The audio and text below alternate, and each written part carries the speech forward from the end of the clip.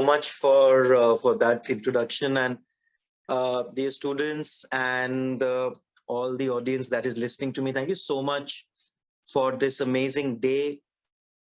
You and I need to thank everyone around you, your parents, the universe, everything for this beautiful day.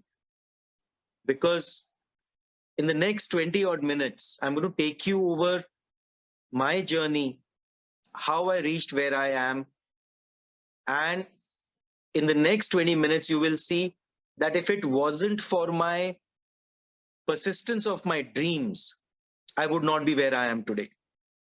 In this course, you will listen to a story where the story could have been abruptly ended and all dreams would have been lost, but it was sheer persistence, support of my family, and my own determination that led me to where I am. So let's start.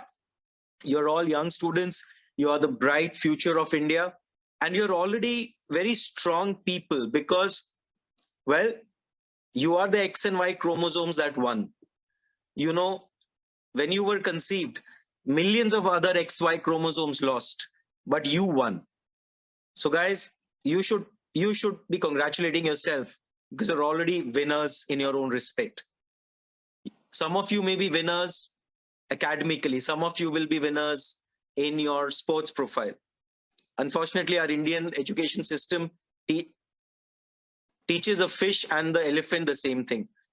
And that is where you have to be determined and have to believe in yourself. So let's start. I'm going to take you over my story. It's going to be very interesting because many of you will identify with it. So I'll take you back to where I was in class 10.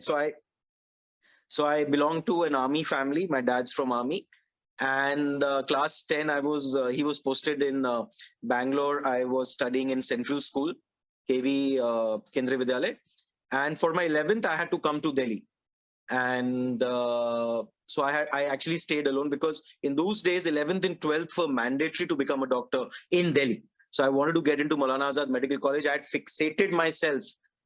Some of you may be aspiring doctors as well. And if you want to check the list of top 10 colleges in India, Moulana Azad Medical College will always be in the top. And one thing I'm going to tell you, if you've thought that you're going to become a doctor, you will become a doctor. And if you think today that you're going to get into Moulana Azad Medical College, you will get into MAMC. Remember that. MAMC is the short form of Moulana Azad Medical College. So we all love calling it MAMC. And I'll tell you something very interesting about MAMC. So all the students in MAMC call it Mittal and Agarwal Medical College. They don't call it Moulana Azad Medical College. The reason is 70% of all the students there are Mittals and Agarwals and Gargs and singles. So Banya dominated. So, but that's what it is. So in 11th, I stayed alone, and it was a struggle because staying alone and studying alone. Parents were in Bangalore.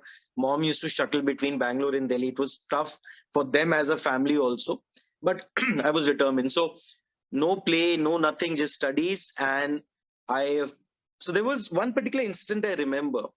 I used to go to a coaching center called Sangal's classes. I'm not sure if they're existing anymore, unfortunately, but there was a teacher, a physics teacher. So the story that he told me, I still remember today. And I'm talking to you of a story that I heard in 1993, 30 years back, 1993 or 1994. So that teacher said that, there are so many of you who are going to be aspiring to become doctors, and all of you will think there's so much competition. I'm very sure right now, all the students who are in the higher grades of school are already worried as to what the competition for them will be. Some of you want to become engineers, some doctors, some architects, some lawyers, some CA, whatever, chartered accountants, sorry. And you're already worried that there's so much competition. How will you succeed? My daughter worries the same. She's in 11th. And every day she comes to us and says, how will I get through? There's so much competition. So I always try to tell her this story. So this teacher of mine, unfortunately, he's no longer on earth. But he told me that once Guru Nanak Ji was holding a sabha, and it was during that sabha that he established the five, the rituals which the Sikh religion follows, the five pride, जो आप सब जानते भी हैं उसके बारे में. And he said, I need 5 people to sacrifice themselves for the cause of the religion, to establish the religion. This is the story that I heard from him. I'm not saying it's factually correct or not. And what Guru Nanak Ji saw amongst the whole crowd of thousands was that only 5 people actually got up. And the rest of them did not have the guts to get up and come for the cause. And he said, these are the 5 people who became martyrs, who became, जो कहते हैं ना, अमर हो गए जिंदगी भर के लिए. So what he told in those class, and what I want to tell you today, the first thing that I want to tell you today, अगर कुछ चाहिए तो वो मिल जाएगा. दिल में विश्वास रखिए. That is the key. Amongst the thousands and lakhs of people around you, there will be only those 5 who are determined to succeed, who will. And you have to become that 5. And you know, that story that day, I used to fear about competition myself. That the moment I heard that story, I said, I am going to get through. I'm going to become a doctor and I'm going to enter Moulana Azad Medical College, come what may. So that happened, that change happened that day, because I realized I was willing to do what it takes to reach where I want to. So remember that, guys. If you want to achieve something big in your life, if you want to achieve that greatness in your life, just believe you can do it, and you will do it. But have that determination, that strength in your heart and in your mind. So कहते हैं कि असली power दिल में होती है. Special 26, you would have seen that movie, and Anupam Kher का famous dialogue है उसमें, असली पावर दिल में होती है. Remember that, all you girls and boys, if you get that within themselves, you will cross every hurdle which comes in your way. The second part of my, so as I moved on, I got into MAMC, cleared everything. So some of you may not know about how medicine works, but so we'd go through 5.5 years of undergraduation, and then we give exams, and then we qualify for, so some of us want to become surgeons, some want to become physicians. So I wanted to become a surgeon. So I gave the exam, then went into surgery. So 3 years of general surgery training. Those 3 years, friends, is the toughest training in the entire world. We used to spend 72 hours, 48 to 72 hours standing, not sleeping, 1 Coke Pepsi in the morning, 1 samosa in the afternoon, probably nothing to eat at night, for 48 hours to 72 hours at a stretch, handling all the emergency day and night. You know, literally clothes used to be bathed in blood because of all the trauma work that we used to do.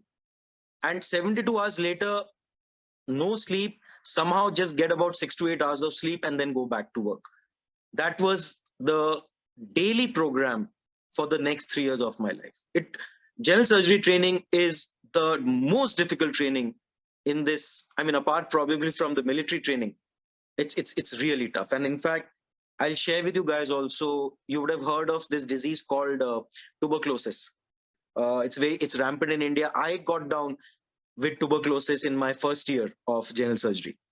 The reason was Moulana Azad, the entire area there. See, government hospitals are not very clean.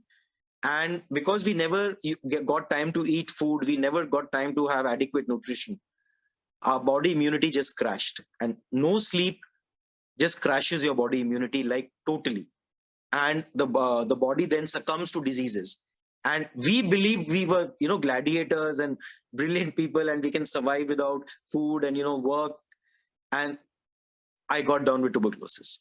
There were days when I didn't know I had it. I could not breathe. I could not climb stairs. It was so tough to even get up from bed, but I didn't know what was happening. My lungs were filled up with water. So it was diagnosed accidentally because I almost fell down one day. Went to one of my colleagues and they did an ultrasound of the chest, and they found about 2 liters of water in my lungs. And so emergency, they had to drain it immediately. Then I had to take a break from work. So please remember, friends, please get adequate sleep. Your body works on sleep. If you don't sleep properly, If you sacrifice your sleep, your body immunity crashes. Please have adequate nutrition. If you don't eat good nutritious food, home food, high protein food, your body immunity will crash and you will not have the strength to do what it takes. So anyway, we got through that. In my last year of general surgery training, I got a very unusual kind of a fever. That fever lasted for almost 3 months. I saw many doctors, and some of them said I might have a cancer, which was called lymphoma. It's a blood cancer kind of a thing. Some of them, so I got tested for everything. Then finally it came out that there's a disease called sarcoidosis. So probably I have sarcoidosis, but the fever just didn't go. And it was during the peak of my fever that I had to give the exams for my passing out. So we have the 3-year training and then we have the exams. So I used to run about 102, 103-degree fever. And I ran that for almost 3 months. And during that peak, I had to give my exams. But jo karna hai, wo karna hai. You know, in battle, it is what you do. There are no excuses to it. Remember that. So when you give your exams, there are no excuses. When you give your entrance exam, there are no excuses. When you stand up on the sports field to compete, to play, there are no excuses. So friends, please kill all your excuses. If you stay within the world of excuses, you will never succeed. Remember that. So take a pledge today that excuses are not part of your life. You're either doing it or you're taking accountability for the fact that you did not do it.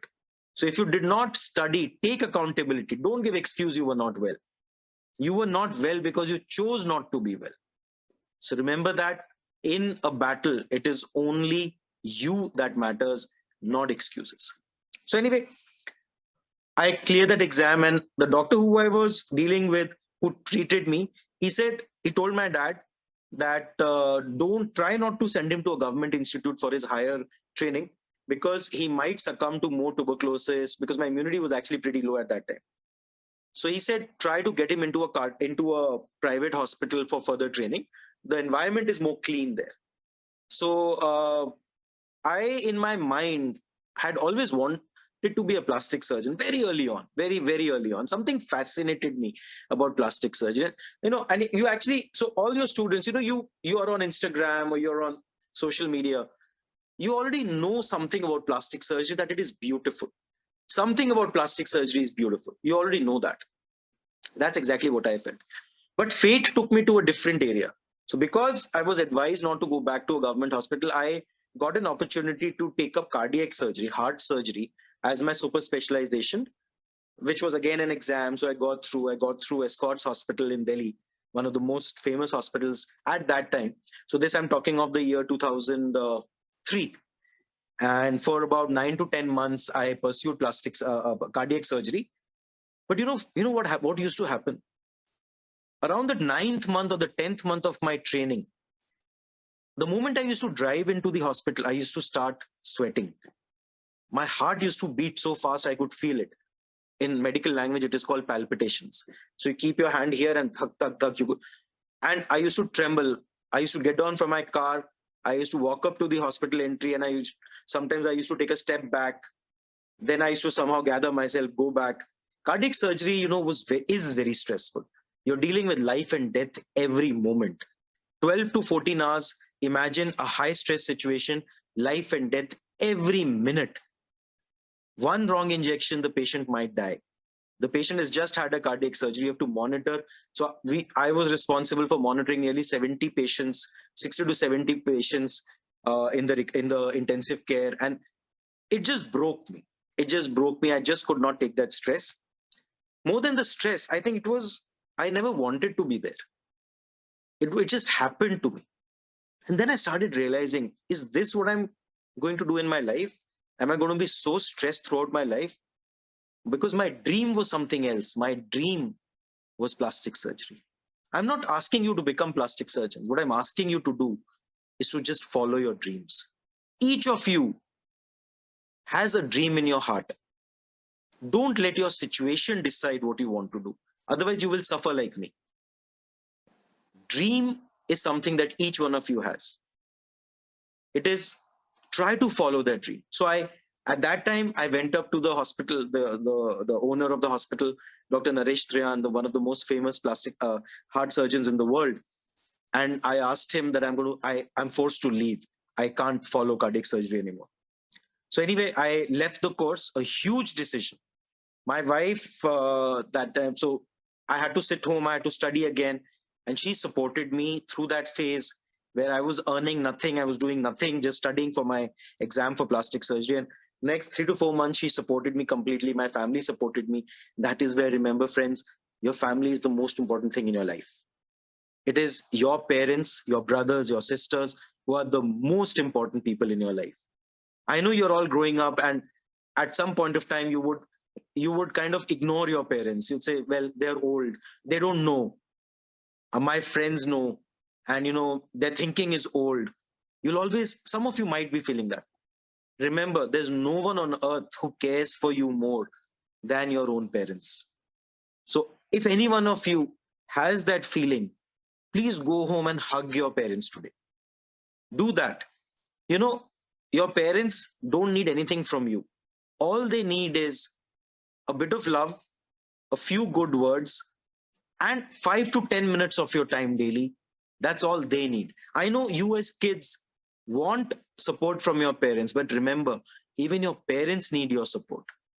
Just spend 10 minutes with them. Just talk to them, ask them, what did they do?